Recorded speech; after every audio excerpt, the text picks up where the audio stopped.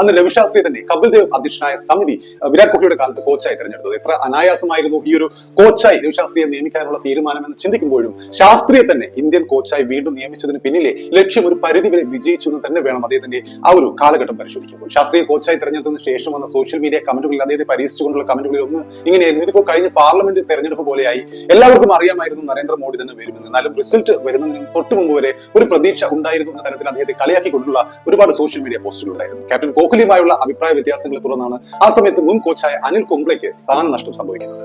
ആ സമയത്താണ് കളിക്കാരുടെ ഇഷ്ടങ്ങൾക്ക് എന്നും ഒരു പണത്തൂക്കം മുൻതൂക്കം നൽകിയിരുന്ന ആൾ എന്ന ലേബലിൽ രവിശാസ്ത്രി ഇന്ത്യയുടെ കോച്ചാകുന്നത്.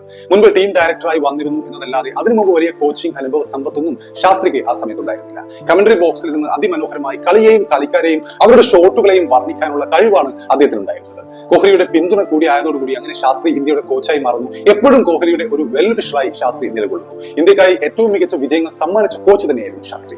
കോഹ്ലി രവിശാസ്ത്രി സഖ്യം ഇന്ത്യൻ ടീമിൽ അത്ഭുതങ്ങൾ കൊണ്ടുവരികയായിരുന്നു. ആ സമയത്ത് ശാസ്ത്രിയുടെ കീഴിൽ നമുക്കറിയാം ഇന്ത്യൻ ടീം ഒരിക്കലും മോശമായിരുന്നില്ല, മോശമല്ലാത്ത പ്രകടനങ്ങളാണ് കാഴ്ചവെച്ചത്. 2019 ലോകകപ്പിലെ സെമി ഫൈനൽ പരാജയം ഒഴിച്ചു നിർത്തിയാൽ ഏറ്റവും മികച്ച രീതിയിലുള്ള പ്രകടനങ്ങൾ തന്നെയാണ് ആ സമയത്ത് ടീം കാഴ്ചവെച്ചത്. രവിശാസ്ത്രിക്ക് കീഴിലുള്ള ഇന്ത്യൻ ടീമിന്റെ അതുവരെയുള്ള പ്രകടനങ്ങൾ പരിശോധിക്കുമ്പോൾ ഏകദിന മത്സരങ്ങളിൽ 91 മത്സരങ്ങളിൽ 57 വിജയങ്ങൾ നേടിയിട്ടുണ്ട്, 46 ടെസ്റ്റിൽ 28 വിജയങ്ങൾ നേടിയിട്ടുണ്ട്.